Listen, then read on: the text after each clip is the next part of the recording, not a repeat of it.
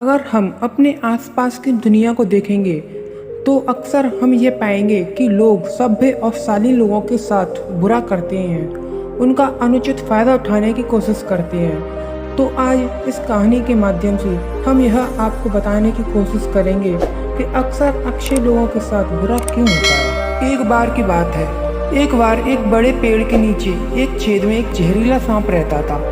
पेड़ एक गांव के पास ही एक कोने में खड़ा था। जरा सी भी परेशानी होने पर या फिर जो लोग उस पेड़ के नीचे बैठे थे उनको वो काट लेता, जिससे उनकी मृत्यु हो जाती थी, जिस कारण लोग उस पेड़ के पास से गुजरने से भी डरते थे। एक दिन एक साधु उस गांव से गुजर रहा था और उसने इस बड़े वृक्ष के नीचे जरा विश्राम करने का निश्चय किया।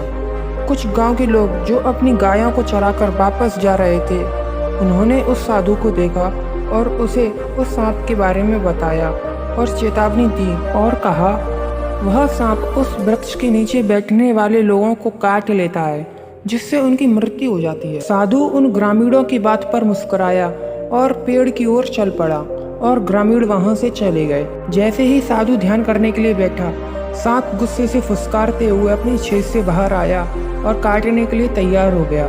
साधु ने सीधे सांप की आंखों में देखते हुए एक मंत्र का जाप किया, जिससे वह सांप उस साधु से बातचीत करने लगा।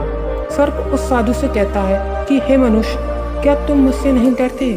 क्या तुम नहीं जानते कि यह मेरा क्षेत्र है और यहाँ आने की किसी की भी हिम्मत नहीं होती? साधु ने बड़ी करुणा से कहा, मेरे प्रिय मित्र, इसमें डरने की क्या बात है? मैं किसी चीज से नहीं डरता, मैं मृत्यु से नहीं डरता और न ही जीने की इच्छा रखता हूँ। मैं तुमसे क्यों डरूं? वास्तव में डरते तो तुम हो कि तुम्हें कोई मार न दे, इसलिए तुम दूसरों को काटते हो। साधु की यह बात सुन सांप चकित रह गया। अब तक उसकी मुलाकात ऐसे ही लोगों से हुई थी जो उसे मारने की कोशिश करते या डर कर भाग जाते, लेकिन कभी भी ऐसे व्यक्ति से नहीं मिला था जो उससे नहीं डरता था। यह सुनकर सर्प साधु के चरणों में लिपट गया और बोला, हे प्रभु, आप सही कह रहे हैं। मैंने आज तक जो कुछ भी किया अपनी जान बचाने के लिए किया।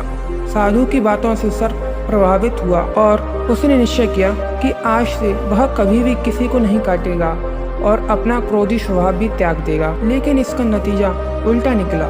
जब लोगों ने देखा कि सांप ने दूसरों को काटना बंद कर दिया है, अब वे इसका अनुचित फायदा उठाने लगे। वे लोग उसे पकड़ते, चिढ़ाते, खरोंचते और चोट पहुंचाते। अब सांप हमेशा चोटिल रहता। वह बहुत दुखी हो गया। वह अपने जीवन का सबसे कठिन समय बिता रहा था। एक दिन वह साधु एक बार फिर उस गांव में आया और उसी पेड़ के नीचे बैठ गया। तभी उसने उस सांप को देखा। उसे इतनी दयनीय स्थिति में देखकर वह बहुत हैरान हुआ।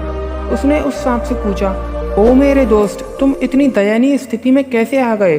तुम्हें इतनी चोट किसने पहुंचाई? सांप ने उत्तर दिया, हे धन्य, आपने मुझे अपने क्रोधी स्वभाव को छोड़ने और दूसरों को काटने के लिए नहीं कहा था। तब से मैंने अपने क्रोधी और हिंसक स्वभाव को छोड़ दिया। तब से लोग मेरे साथ बदतमीजी करने लगे हैं। कोई मुझसे नहीं डरता। लोग आते हैं, मुझे चोट पहुंचाते हैं और दयनीय हालत में छोड़कर चले जाते हैं। मेरा जीवन बहुत कठिन हो गया है। सांप की यह बात सुनकर साधु ने कहा, मेरे प्रिय मित्र, ऐसा लगता है कि आपने मेरे उपदेश का गलत अर्थ निकाल लिया है। मैंने तुमसे कहा था कि बेवजह दूसरों को मत काटो, लेकिन मैंने तुम्हें तुम्हारी आत्मरक्षा करने से नहीं रोका।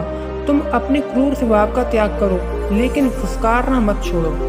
तुम दूसरों को बेवजह मत काटो, बस अपनी आत्मरक्षा के लिए उनको जरा डरा दिया करो। तो दोस्तों, ऐसा ही कुछ हमारी जिंदगी में है। अक्सर हम शांत स्वभाव होने का यह अर्थ निकाल लेते हैं कि हम कभी भी क्रोधित न हो, भले ही उसका गलत फायदा दूसरे लोग उठा लें। पर सही मायनों में शांत स्वभाव होने का अर्थ यह होता है कि हम अंदर से गुस्सा न होकर हमारा अनुचित लाभ उठाए जाने पर हम अपनी आत्मरक्षा करें, पर मन को कभी भी अंदर से क्रोधित न करें।